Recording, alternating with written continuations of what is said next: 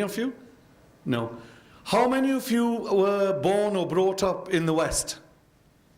A fair few of you, okay. Well, anybody born in the Arab world or any other world that went to live in the West? So, okay, a bit like me then. I was born in Pakistan, and I ended up in Britain, and from my village I very quickly became a Paki in England, and I didn't really understand what a Paki was in those days. I very quickly learned, however, what it was. You became coloured, you became a wog, you became all sorts of other things within Britain. And my African friends were like that as well. They didn't know they were black until they got to Britain. And we used to find this very, very difficult. Sometimes we tried to hide in whiteness, which we couldn't get. And where does Malcolm X fit into all this? So I'm not going to give you a speech of what he represented. You've heard some very eloquent positions already. For us, it became a very nasty struggle to survive in a society in which you had gangs of Paki bashers, in which you had young white boys who would rub their fingers on your skin to see if the dirt came off. In a sense, you got to hate each other, but I came to England 2 years after Malcolm X's death, and all these things started happening many, many years later. What racism did to people like myself was it opened a door that there's something fundamentally wrong in the world in which we live. But what Malcolm X did was gave us a key to understand that there's something far, far bigger beyond that door, in that darkness, beyond the darkness. We can negate the world in which we live. And actually, for me, he was a teacher, he was a comedian, he was a storyteller, he was all sorts of different things. So in a sense, are we all in now, please? Can we shut the door, Habibi, you know? Shut the door now, please. Okay. So we'll walk without much further ado. We are going to welcome Malcolm X, and we have a surprise for you as well, which Malcolm will tell you now. If some of you are inclined to agree with him, you can tell him Malcolm is capable of handling it. If some of you disagree, like our last private performance, you can still tell him that you disagree. He's happy to have it. But whatever way, enjoy what he has to say, and Malcolm is not going to give you any great historical things, but he's going to talk to you about what's going on in the world of today and why he's come. Ladies and gentlemen, let's welcome him after 50 years to the same institution which wouldn't let him come. You're all smiling now, you might stop when you see him. Malcolm!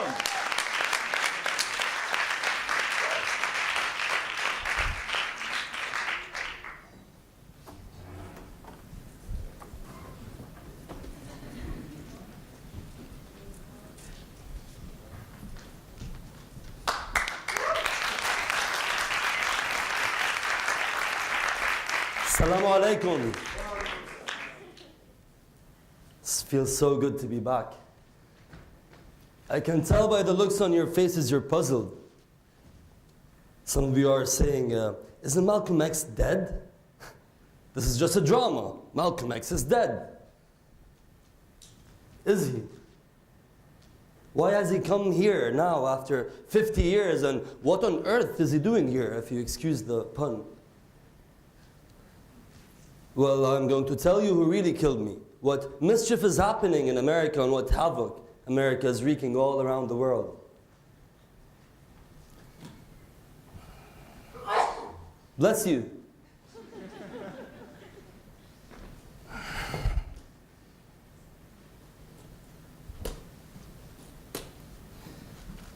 You know, before I came here, on my way to this very place, I saw a man who a small, round Lebanese man, you know, your normal Lebanese man.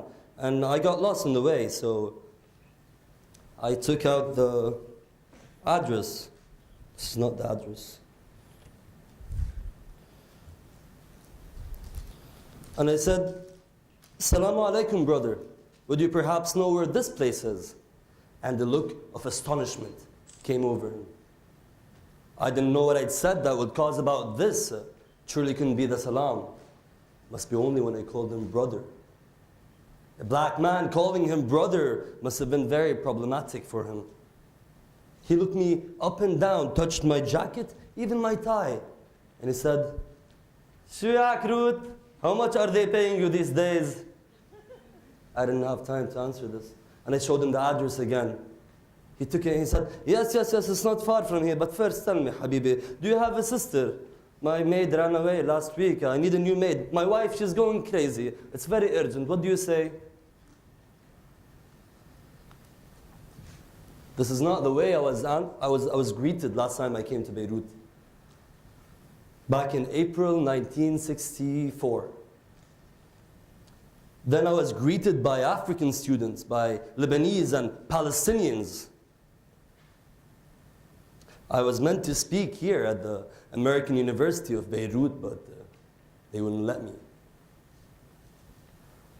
And I think there's someone here in the audience that was there. Oh, is that you, Peter? Peter was there 51 years ago. Peter, my friend. 51 years, Peter. You haven't changed a bit. Well, you see, Peter, in heaven we grow younger.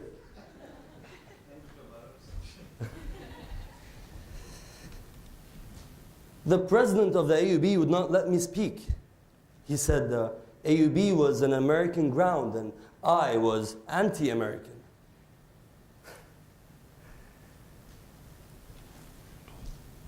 Me, anti-American. I guess it depends which America you're talking about.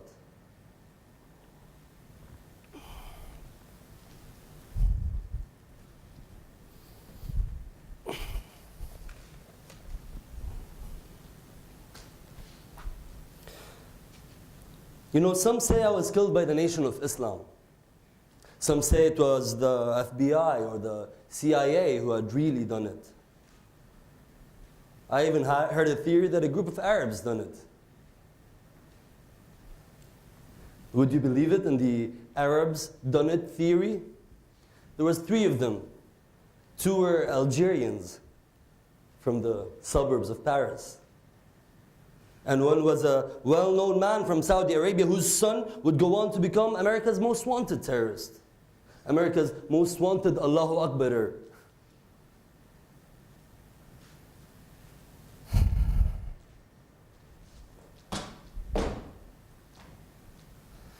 On February 21st, 1965, they put 21 bullets into me. I saw the people who shot me stand up, take out their guns, and point them towards me. I saw the bullets coming. I heard Betty screaming, and let me tell you now that the screams of the woman I loved was far more painful than the bullets that entered my chest.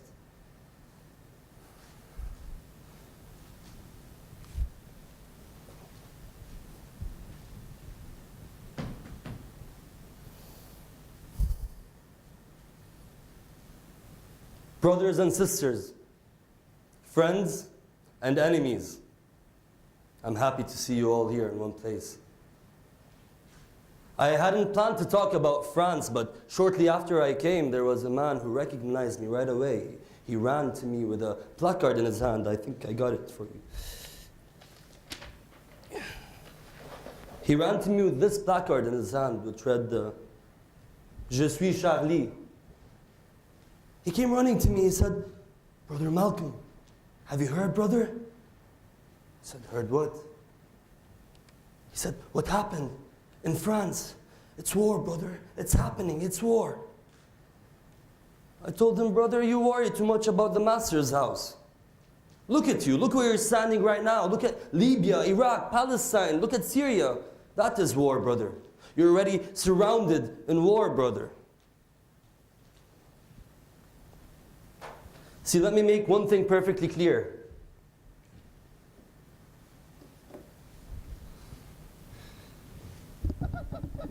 Charlie Hebdo, they were peddlers of hate and racism, but they should not have been killed. But all those people who went around saying, Je suis Charlie, they are part of packs of racist wolves, or of ignorant sheep who the wolves one day will come and eat.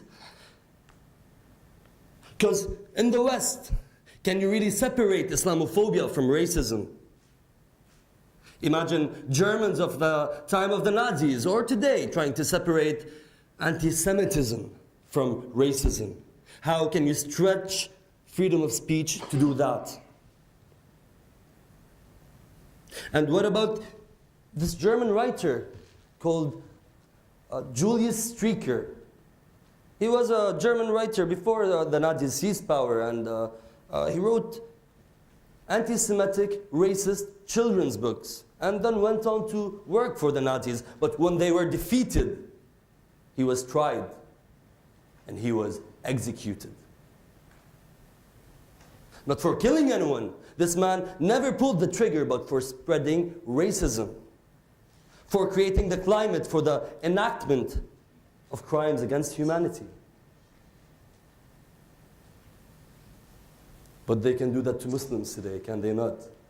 Even Muslim lookalikes like that unarmed Brazilian man. His name was Jean-Charles Menezes, and he was shot dead in Britain because they said he looked like a Muslim.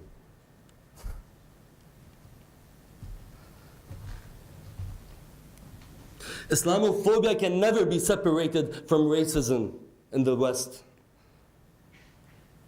It is the very oxygen of racism, of hate, and it was never far away from France's surface or from France's history, not according to 1.5 million Algerians slaughtered by France. Not according to the Algerians still today living under France's boots. Je ne suis pas Charlie, I am no Charlie.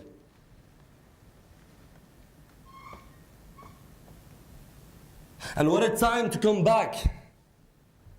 A time when black people in America are being gunned down once again, like they were in the 1960s and before that. Gunned down by police carrying a kill black man and don't go to jail card.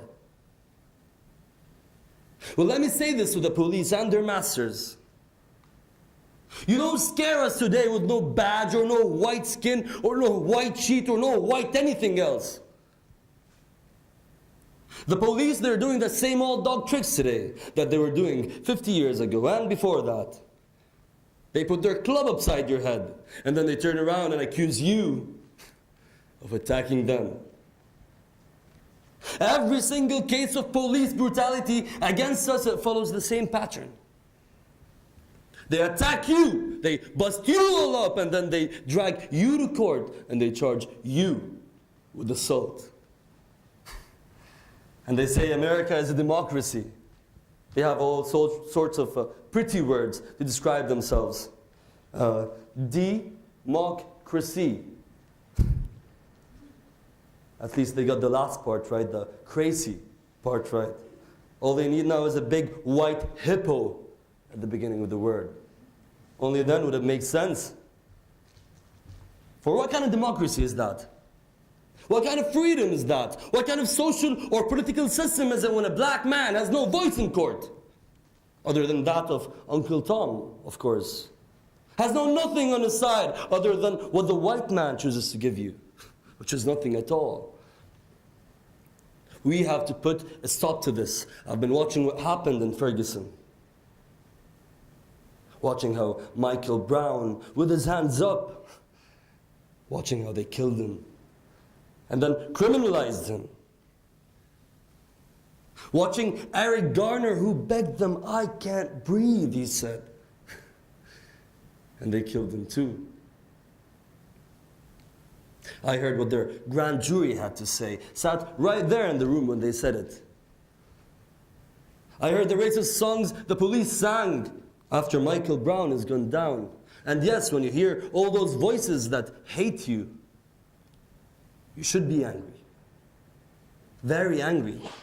But all you angry people, demonstrating, angry at how Michael Brown, with his hands up, is shot, then why, oh why are all you good people going around with your hands up, screaming, hands up, don't shoot? Wake up, people.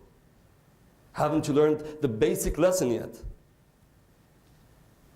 You raise your hands to the air, they don't care, they'll shoot you.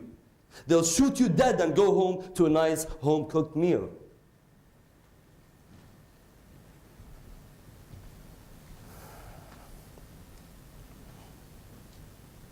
They'll shoot you wherever your hands are. And then they'll criminalize you after your death. with their armored cars, body armor, armored cars and tanks and guns, they'll say they were just defending themselves. They say they feared for their lives. This black man was so strong, strong like a beast, an animal.